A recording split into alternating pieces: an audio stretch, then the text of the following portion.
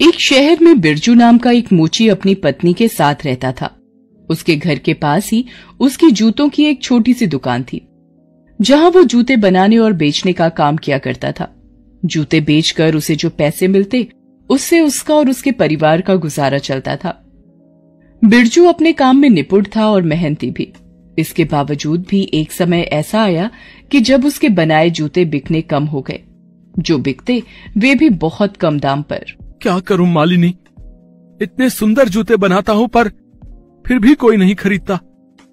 काम बहुत मंदा पड़ गया है। दुकान पर आने वाले ग्राहकों की संख्या कम हो गई है। हमारी सारी जमा पूंजी समाप्त होने लगी है।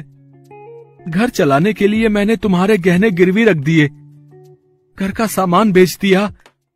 मैं कैसा पति हूं जो तुम्हें खुश नहीं रख सकता।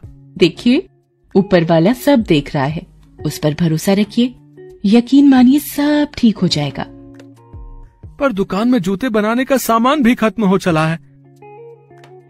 तैयार जूतों में बस एक जोड़ी जूते बचे हैं, जिसे खरीदने दुकान पर कोई ग्राहक नहीं आ रहा है।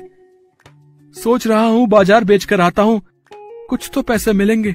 बिरजू अपने बनाए आखिरी जूते बेचने बाजार जाता है, पर कोई भी वो जूते नहीं खरीदता।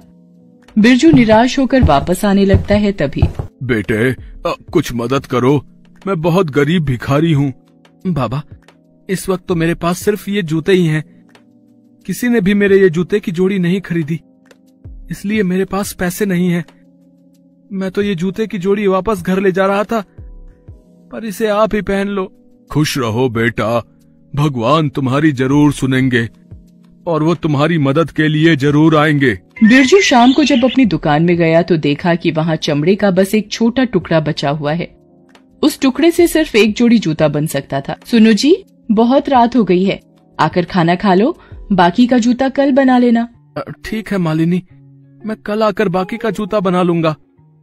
वैसे भी मेरे पास चमड़े का एक ही टुकड़ा है, जिससे एक ही जोड़ी जूते बन सकते हैं।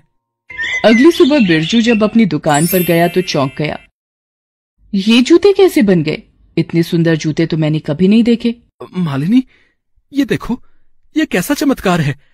इतने सुंदर जूते कौन मेरी दुकान पर रख गया? ये सब भगवान का आशीर्वाद है जी।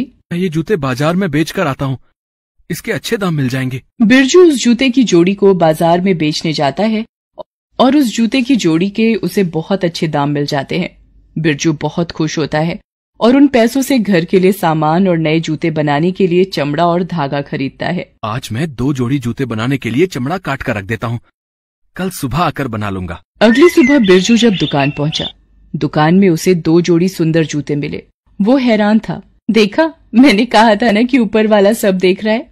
भगवान का ही आशीर्वाद है कि कोई नेक दिल इंसान हमारी मदद कर रहा है। अब बिरजू मोची रोजाना चमड़े काटकर छोड़ देता और अगले दिन उसे सुंदर डिजाइन के तैयार जूते मिल जाते। अब तो रोजाना ही बिरजू को कई जोड़ी जूते मिलने लगे। वे जूते ग्राहकों को बहुत पसंद आने लगे। बाजार में उसका नाम हो गया और उसकी दुकान में ग्राहकों की भीड़ लगने लगी। मालिनी, आज मेरी दुकान के जूते ग्राहकों को बहुत पसंद आने लगे हैं। हमें तो सच में उन नेक दिल लोगों का धन्यवाद करना चाहिए जो हमारी मदद कर रहे हैं। इतने समय से कोई हमारी इतनी मदद कर रहा है और हमें उनके बारे में कुछ भी नहीं पता।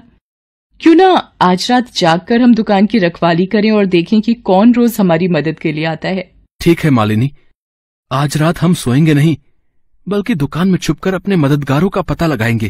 कुछ घंटे इंतजार करने के बाद बिरजू और मालिनी ने देखा कि खिड़की के रास्ते 2 बौने दुकान के भीतर आए और गीत गुनगुनाते हुए कटे हुए चमड़ों से जूते बनाने लगे।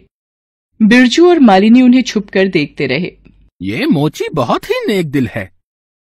उस दिन इसको जब देखा कि ये गरीब बूढ़े को नए जूते दे रहा था, हाँ भैया, सच में तभी मन में आ गया कि हम इस मोची की मदद जरूर करेंगे। बिरजू की आंखों में आंसू आ गए और उसे उस दिन वाली वो घटना याद आ गई। मालिनी भी बोनो को देखकर भावुक हो गई। बिरजू और मालिनी बोनो को चुपचाप जूते बनाते हुए देखते रहे। रात भर मेहनत कर जूते बनाने के बाद दोनों बौने खिड़की के रास्ते ही वापस चले गए। सुनो जी, उन दोनों बौनों ने हमारी बहुत मदद की है, हमें भी उनके लिए कुछ करना चाहिए। क्यों ना हम उन्हें कोई उपहार दें। वैसे तुमने ध्यान दिया, उनके कपड़े और जूते पुराने हो चुके हैं।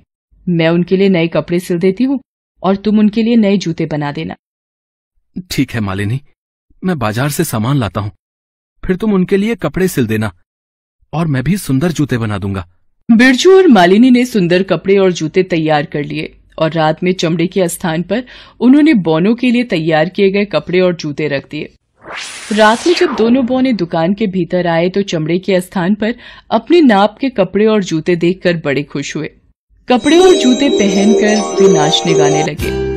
अरे भैया, ये देखो हमारे लिए उपहार। हाँ, ये कपड़े और जूते तो बहुत ही सुंदर हैं। जरूर उस मोची और उसकी पत्नी ने हमारे लिए ही तैयार किए हैं। दोनों को हमारे दिए उपहार कितने पसंद आए हैं।